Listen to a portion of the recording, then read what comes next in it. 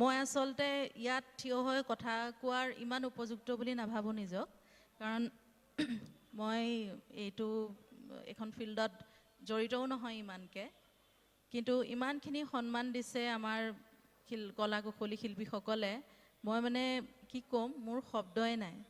আৰু এইটো এটা অদ্ভুত কথা যে অসমৰ ইমানখিনি ছিংগাৰ, মিউজিচিয়ানছ সব একেলগে একেটা প্লেটফৰ্মত এদিন গোট খাইছে দাদাক শ্ৰদ্ধাঞ্জলি দিবলৈ, দাদাক মনত পেলাবলৈ, উদযাপন কৰিবলৈ। আৰু এইটো এটা অসম্ভৱ কথা এটা সম্ভৱ কৰি তুলিছে সকলোৱে। দেখি ইমান ভাল লাগিছে, ইমান ভাল লাগিছে। মানে এইটো সঁচা যে জুবিন গাৰ্গৰ কাৰণে সকলো সম্ভৱ, এই কথাটো, এই গোটেই মানুহখিনি, গোটেই ডটছবিলাক মিলাই পেলাই একেলগে চবকে ইজনক সিজনৰ ওচৰত থিয় কৰাই থৈ গৈছে দাদাই। আৰু এইটো বৰ ডাঙৰ কথা, আমি তেনেকৈ থাকিব লাগিব আচলতে, হৈ এনেকেই আগবাঢ়ি যাব লাগিব, তেতিয়াহে মানে আমাক আৰু ভালকৈ চিনি পাব। আৰু সেইটোৱে কথাটো যে আমি একেলগে থাকিব লাগিব, আগবাঢ়ি যাব লাগিব, জুবিনদাৰ সপোনবোৰ পূৰাব লাগিব, আমাৰ নিজৰ কামবোৰ কৰিব লাগিব, সেইটো বৰ ডাঙৰ কথা। আৰু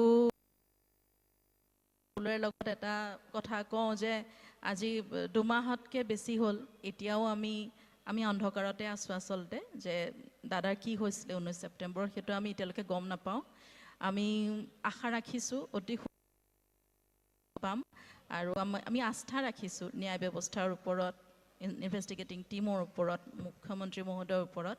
আৰু আমি সত্যটো জানিবলৈ বিচাৰিছোঁ, আমি আশাবাদী, আমি সত্যটো জানিম চাগে, আৰু ন্যায় পাম, দাদাই ন্যায় পাব, সেইটোৱে মই এই মঞ্চৰ পৰা ক'ব বিচাৰিছোঁ। আৰু এজনীয়ে গান গায়, দাদাই বহুত চেষ্টা কৰিছিলে গান গোৱাবলৈ, মানে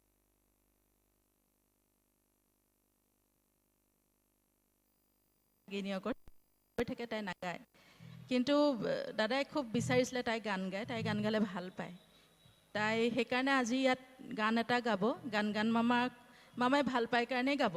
ভুল হ'ব হয়তো, আপোনালোকে বৰ দুখ চুখ নধৰিব, আৰু সৰু ছোৱালী বুলি উৎসাহিত কৰিব অকণমান। ধন্যবাদ। আৰু গোটেই শিল্পী, কলা কুশলী, আমাৰ গোটেই ইয়াত যিমানখিনি অৰ্গেনাইজাৰ্ছ সকলোৱে ইমান নিজৰ ফালৰ পৰা কৰিছে, সকলোকে মই বহুত